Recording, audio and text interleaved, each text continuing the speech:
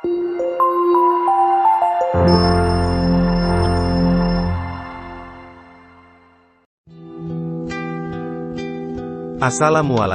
warahmatullahi wabarakatuh. Doa terbaik kami ucapkan bagi sobat belajar semua.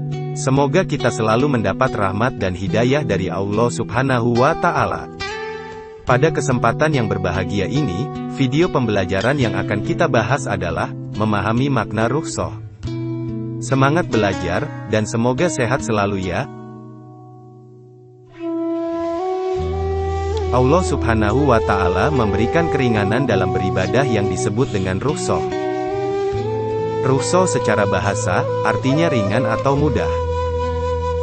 Rukhsah secara istilah yaitu, sesuatu yang disyariatkan berkaitan dengan kondisi tertentu karena adanya uzur. Uzur merupakan suatu halangan yang menyebabkan diperbolehkannya rukhsah. Jadi rukhsah adalah, ketentuan yang disyariatkan, karena keadaan sebab yang memperkenankannya untuk berbeda dari hukum asalnya.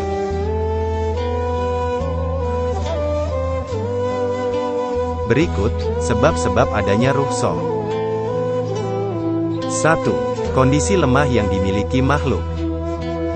Islam memberikan keringanan hukum agama, yang disebabkan oleh kondisi seseorang yang lemah, ataupun memiliki kekurangan.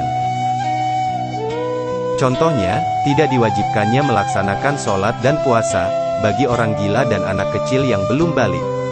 Serta tidak diwajibkan sholat Jumat bagi wanita. Dan lain-lain.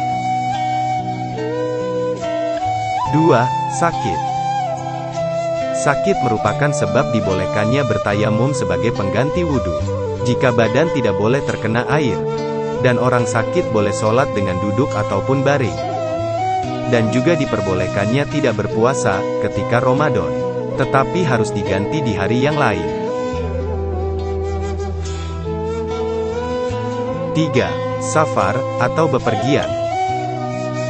Seseorang yang bepergian atau seorang musafir, diperbolehkan untuk menjamak dan mengqashar sholat. Serta tidak berpuasa ketika Ramadan, karena menempuh perjalanan yang jauh. 4. Lupa. Bagi umat muslim yang melakukan kesalahan, atau melanggar hukum Islam karena lupa, maka dosanya akan digugurkan.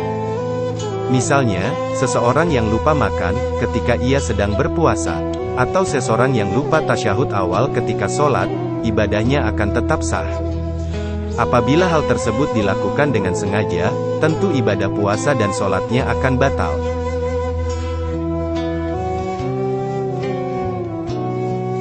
5. Terpaksa.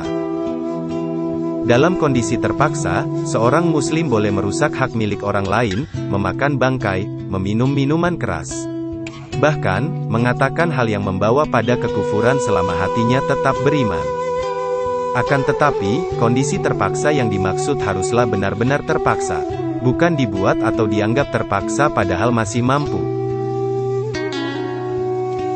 6. Kondisi yang sulit untuk dihindari.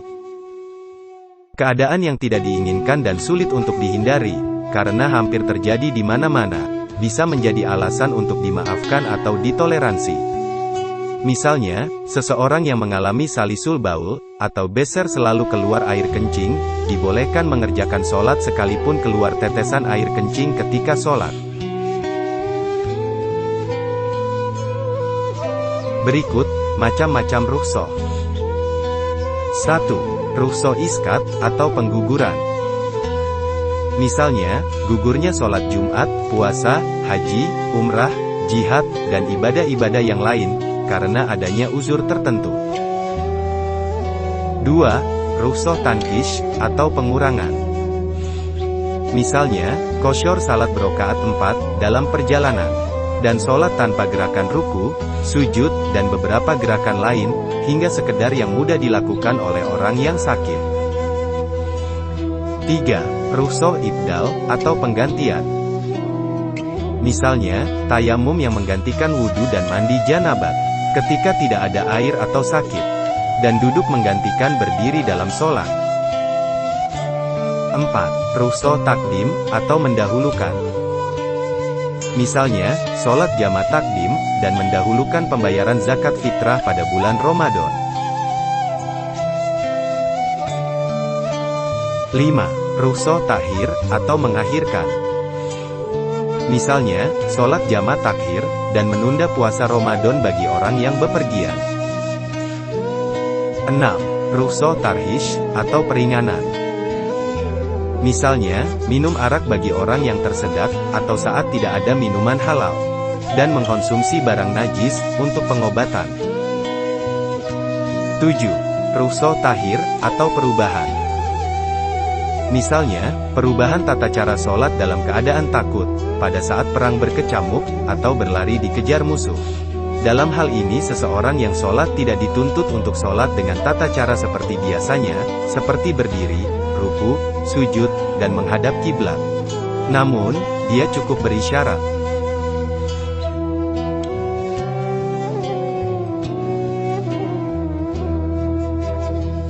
Demikian tadi, video pembelajaran tentang memahami makna rukhsah. Semoga kalian dapat memahaminya ya, dan dapat menambah keimanan. Tentunya, masih banyak kekurangan dalam video ini. Silahkan komen positif di kolom komentar ya, dan jangan lupa like dan subscribe-nya. Terima kasih, salam sehat Indonesia, dan sampai ketemu pada video pembelajaran berikutnya. Wassalamualaikum warahmatullahi wabarakatuh.